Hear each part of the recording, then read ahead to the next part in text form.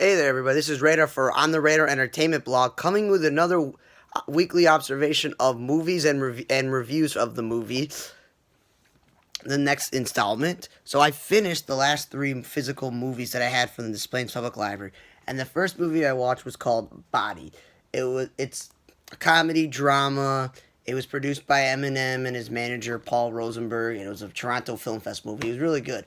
This guy Alex Larson, really good writer. Most movies that are 2 hours, you kind of lose interest, but it was very well thought out. It was a great beginning, middle, get to the point, how it ended, and it was very well put together. And it wasn't really a comedy. There was a drama with a lot of funny laughs in there. And maybe if you're not into rap or battle rap or hip hop, it may not be your thing. I'm not the hugest hip hop fan, rap fan. I do like certain rappers here and there, but the premise was funny and quirky, and all these actors, for the most part, I haven't seen them before, and if I did, it's just more, oh, their face looks familiar. I don't know their name or all their whole body of work, but I saw them in blank thing. Like the main actor, I saw him in Stargate Atlantis one time.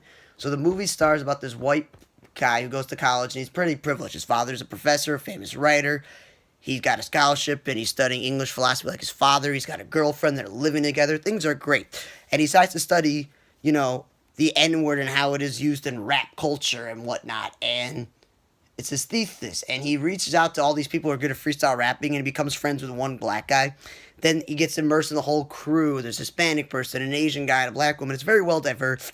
And he realizes that he's really good at just freestyling, coming up with these super complicated things because he's, an English major, a writer. So he's got all these big words and all these ways to explain things. And he all over by accident just freestyle somebody at the end of watching a freestyle battle because some guy asked him to and he smoked him, and then he got good enough that he kept going from tournament to tournament to tournament with his posse and his friends and stuff, and he was still trying to figure out how it is to be a rapper. They kept saying all the white rappers are Eminem, but there are other white rappers. Just because you're white doesn't mean you have to be considered an Eminem rapper.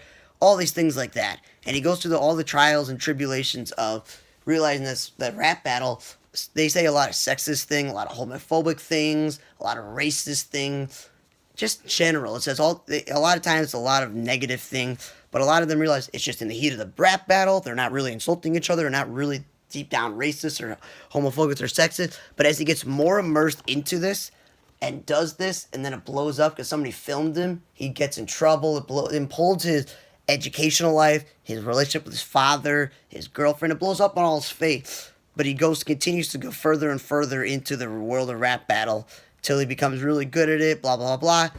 And it was a pretty good movie. It got my attention throughout the whole entire movie. It was very well written.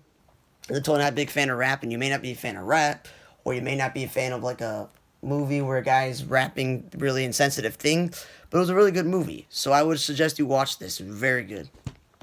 The next movie I watched was Professor and the Madman with Sean Penn and Mel Gibson. Now, I'm not a huge fan of Mel Gibson because of his personal beliefs about Jewish people and whatnot, but hey, he's a big-time actor. He's in this movie, and it was really confusing because he was supposed to make like a dictionary thing, and Sean Penn is playing an American who gets arrested, but he's in a psych ward, and he's helping him with this and stuff. It was very confusing, and it was also an hour and 20-something minutes. So and when a movie loses my attention, a half hour into it, 45 minutes into it, 50 minutes into it, it's not going to be a good movie if you're getting closer and closer to the halfway point of a 2 hour plus movie.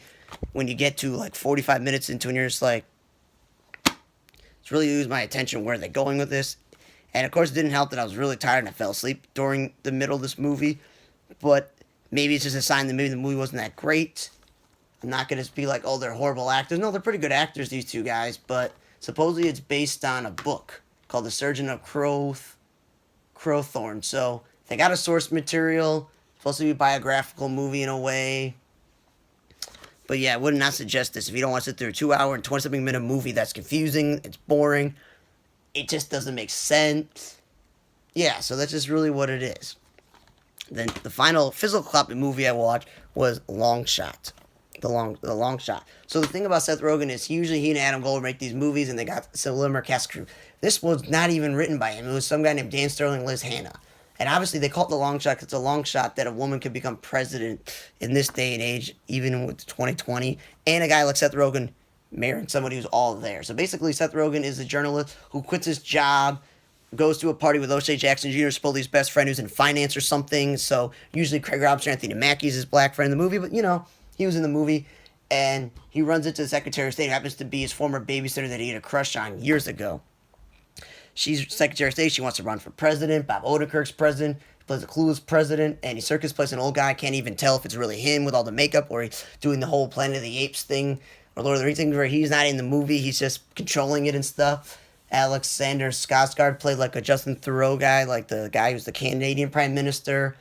Diane Raphael and her husband, Paul Scheer, were in the movie. She worked for his staff. And the guy who's famous for like the Middle Eastern, families getting married and stuff together. Ravi Patel was in there. Randall Park was his boss. Seth Rogen. Lisa Kudrow was in it. They had Boyz II Men's playing themselves. Little Yachty, I guess the rapper's name. So they had a lot of people. Now, the interesting thing was, it's a long shot of a movie where him being the press secretary, writing speeches for her and stuff. But then, and it's funny, the first hour of the movie of him getting over his job issue because the guy Andy Serkis buys the thing out. So it's a comedy. Like, wow, can he really work for Secretary of State and be mature, do all these things? But then the second half of the movie turned into a rom-com. And usually comedies and rom-coms are not 2 hours. But for the most part, it's a engaging movie because there's some physical humor where Seth Rogen hurts himself a bunch. He has to go inside he's like this journalist who exposes this thing, so shows where he is before he left the job and stuff. The bounty goes for his journalistic views and stuff. So I love Seth Rogen. I watch movies all the time. Great cast. It was a pretty funny movie, well written, put together. And it's like, even a dude like Seth Rogen in his life could somehow win the girl at the end of the day. Is a pretty far-fetched movie, but for every guy who's not Ryan Gosling good looking or Channing Tatum or QB1 good looking in high school and college, that it's a very good sign that you can still, maybe a guy like him can be married to the President of the United States because it's a woman. So it's a very funny movie and stuff. I would recommend watching it. It's very funny. And the other movie I watched this week was a movie called Plus One, where I never knew that Dennis Quaid had a son who's an actor, nor this Maya Erskine, but had Beck Bennett and his wife in the movie getting married to each other. It had Ed Bagley Jr. as his father, and Margaret, what's it called? Rosalind Chow, I'm sorry to say. I was going to say Margaret Rosalind, who's from Star Trek and MASH. She was the mother in the movie. It had other characters in there that I've seen before, like the actor who's in Agents of S.H.I.E.L.D. playing Fitzsimmons' grandchild. One of the women from Rosewood was in the movie. Because the whole point of the movie was they go to these movies. These weddings, and they're in their late 20s, and they don't have a plus one, and they're by themselves of all these friends. I don't know. They never explain if they're college, high school, childhood friends, family friends, work friends, all these other ways to meet somebody. And they go, you know what?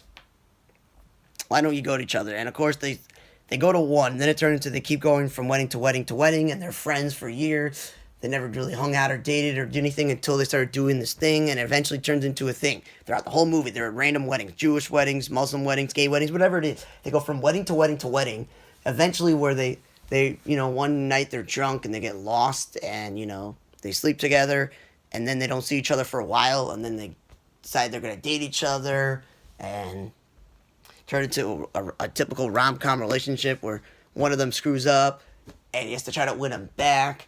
And then he goes through, Dennis Quaid's son goes through all this afterwards, not having his best friend anymore, not having his plus one to go to these weddings that he doesn't really want to go to, because some of his friends' weddings make you travel to Hawaii, go to these really odd places. His father's getting married for the third time. Then he realizes he really needs somebody to go to these weddings, Also, he needs to realize he can't pick the perfect person, because I know his father failed a bunch, but, that sort of thing. Her parents never got divorced, and they should have. So for a rom-com that was, 90-something minutes, where the most famous person in the movie is Ed Bagley Jr. and Rosalind Chow, and they're barely in the movie, and Beck Bennett is in the movie, and he's barely in the movie. It was pretty funny. I'd recommend to watch the movie Plus One. This is what it looks like. It's, it's got the two of them at a wedding and stuff. So yeah, Plus One is funny, short, quick movie. I had to watch on streaming. Very good. The Long Shot, long 2-hour comedy, but very worth it. Dramedy body rap battle, great movie, should watch. Professor and the Madman, confusing, too long. Thanks for listening to another edition of Movie Observations and Reviews for Radar. See you guys next time. For On The Radar Entertainment, I'm Radar. See you guys.